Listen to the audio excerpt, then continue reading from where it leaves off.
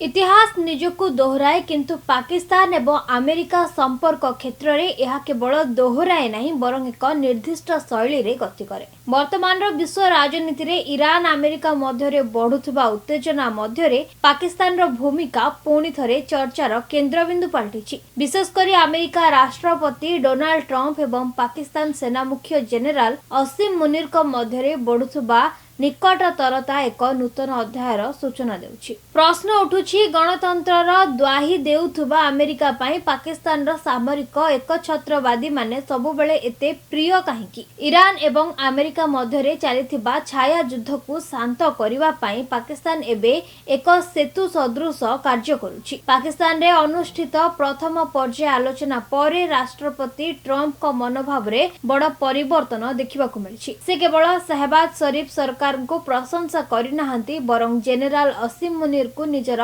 प्रिय क्षेत्र मार्शल भाबे संबोधित करिसेंती। विशेषज्ञों मतरे असीम मुनीर जने चतुर रणनीतिकार भाबे उभय अमेरिका एवं चीन को संतुष्ट करिबारे सफल होइछंती। घरोई राजनीति रे इमरान खान को भली लोकप्रिय नेता जेल रे थिबा बेले अमेरिका एहाको अणदेखा करिबा पछरे मुनीर को सामरिक कूटनीति ही मुख्य कारण। पाकिस्तानी जेनेराल माने अमेरिकीय शक्ति को संतुष्ट करिबार कला बहु पूर्वरु जानिछंती। यह कोनोसी नुआ घटना नुहे। गत 50 वर्षर इतिहास देखिले जणा पड़े जे जेतेबेले भी अमेरिका एशिया रे कोनोसी ऑपरेशन करबा को चाहिछि पाकिस्तान रो सेना मुख्य माने सेमानक सबुठारु विश्वस्त सहयोगी साजिछंती। जेपरि कि 1971 रे याहिया खान चीन एवं अमेरिका मध्यरे संपर्क स्थापन पई याहिया खान मध्यस्थता करिथिले। एहार प्रतिबदल रे 1971 युद्ध समय रे पूर्व पाकिस्तान रे सेना करूथबा नरसंहार प्रति अमेरिका आखि बुझी देथिला। 1979 रु 1988 जिया-ul-हक सोवियत यूनियन विरुद्ध रे अफगानिस्तान रे प्रॉक्सी युद्ध लढिबा पई अमेरिका को जनरल जिया को आवश्यकता थिला।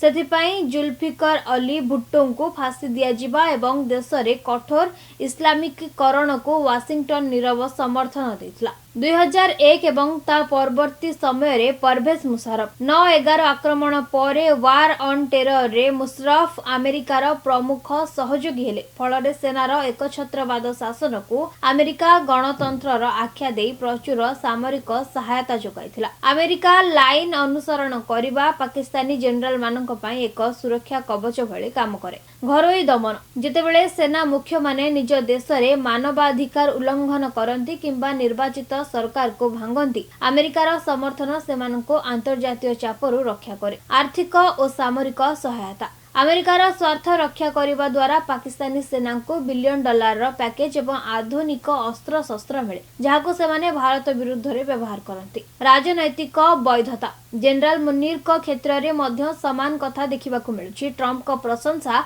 तांको पाकिस्तान भितरे जणे अपरिहार्य शासक भावे प्रतिष्ठित करुछि। असीम मुनीर एवं डोनाल्ड ट्रंप को एही बढ़ुथुवा बंधुता भारत पई चिंतार विषय। मुनीर जणे पक्षरे अमेरिका को ईरान मामला रे सहायता करुथुवा बेले अन्य पक्षरे भारत विरुद्ध रे अमेरिकार नीति को प्रभावित करबा को चेष्टा करुछंती। पाकिस्तानी सेना सबुबेले निजर भू रणनैतिक स्थिति बा जियो स्ट्रैटेजिकल लोकेशन को बिक्री करी अमेरिका ठारू फायदा हासिल करि आसिछि। पाकिस्तान रो सेना मुख्य माने अमेरिकार प्रिय हेबार कारण सेमानक गणतांत्रिक मूल्यबोध नुहे बरं सेमानकर उपयोगिता। अमेरिका पई पाकिस्तान एक व्यवहार्य सामरिक अड्डा एवं पाकिस्तानी जनरल मानक पई अमेरिका हेउछि सेमानक पाप लुचाइबार एक सुरक्षित आश्रयस्थल। जनरल असीम मुनीर एबे सेही पुराना खेलर नुआ खेलाड़ी मात्र। ट्रंप का आखिरे सेतु साजिथिबा मुनीर आगामी दिन में दक्षिण एशियार राजनीति को क्यों मोड़ को नेबे ताहा देखिबाकु बाकी रहिला। आपण मान देखुथांतु पूर्व पक्ष प्रस्तुत